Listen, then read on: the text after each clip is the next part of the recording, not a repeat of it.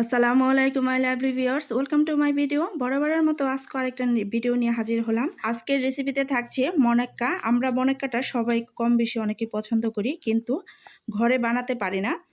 কিভাবে ঘরেই খুব সুন্দর সহজে এটা তৈরি করবেন সেটাই আজকের রেসিপিতে থাকবে। তো এটা তৈরি করতে প্রথমে আমি এখানে 2 কাপ ময়দা নিচ্ছি। তো আপনারা চাইলে কম বেশি করে নিতে পারেন।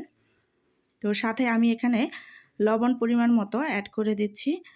আরও দিয়ে দিচ্ছি এখানে 3 চামচের মতো সুগার অ্যাড করে দিলাম। তবে আপনারা চিনিটা আপনাদের ইচ্ছা অনুযায়ী ইউজ করতে পারেন।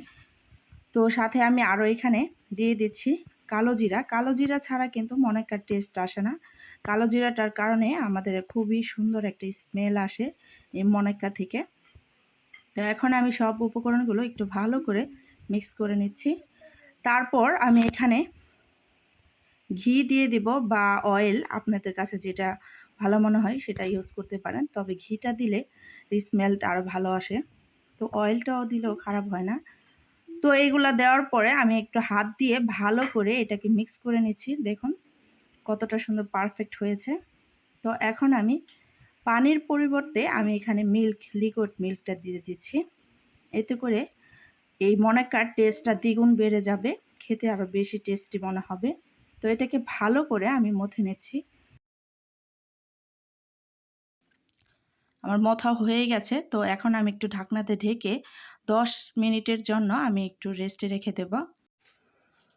তো 10 মিনিট পর ফিরে এলাম। তো আমি এখানে বেটারটাকে এখন একটা রুটির মতো শেপ দিয়ে নেব।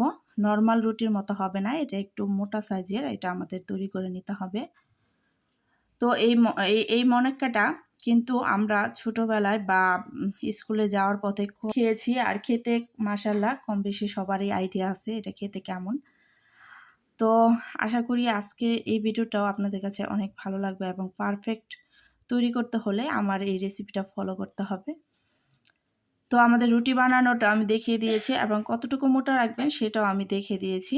তো আপনারা এই অনুযায়ী করলে পারফেক্ট হবে। তো আমি এখন রুটিটাকে ভালো করে স্লাইস করে নিলাম। এখন ছোট ছোট করে আমি এটাকে কেটে নেব। তবে কাটার আগে অবশ্যই রুটির নিচে আপনারা ময়দা দিয়ে এটাকে কেটে নেবেন, এতে লেগে যাবে না। তো আমাদের হয়ে গেছে। আমি এখন তেলটা দিয়ে এখন দিলাম এবং তেলটা গরম হয়ে এসেছে। এখন আমি হালকা করে ভেজে নিচ্ছি। প্রথমে তেলটাকে একটু গরম করে নেবেন, তারপর আপনারা এটাকে মিডিয়াম হিটে রেখে ভাজবেন। এতে করে উপরে ক্রাঞ্চি হবে এবং ভিতরটা খুব সুন্দরভাবে ফ্লাফি হয়ে আসবে। আর ব্রাউন কালার করে এটাকে ভেজে নিতে হবে। তো আমাদের ভাজা হয়ে এসেছে। তো আমি এটা তুলে নিচ্ছি। তো এভাবে সবগুলো আমি ভেজে নিচ্ছি। দেখুন কতটা পারফেক্ট হয়েছে, দেখে অবশ্যই বুঝতে পারছেন। আর খেতেও মাশাআল্লাহ, দেখুন কতটা ফ্লাফি হয়েছে।